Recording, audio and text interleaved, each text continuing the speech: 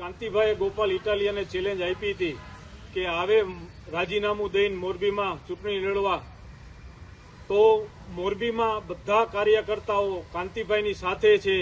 ગોપાલ ઇટાલિયા આવે ચૂંટણી લડે, ખબર પડે મોરે મોરો કોને કહેવાય.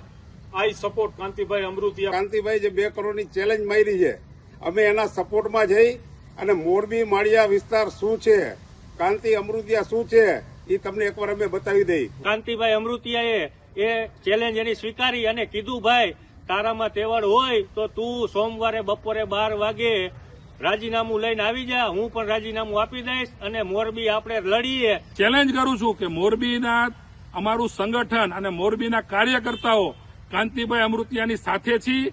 અને આવો કેમ મોરે મોરો, તમે પ્રદેશના અને રાષ્ટ્રીયના નેતાને તમે ચણા મમરા સમજો છો, મકોડાને પાંખ આવી હોય અને તમે જ બોલો છો કે આવો મોરે મોરો, તો અમારા ધારાસભ્યો તમને મોરો મોરો દેવા આવ્યા છે.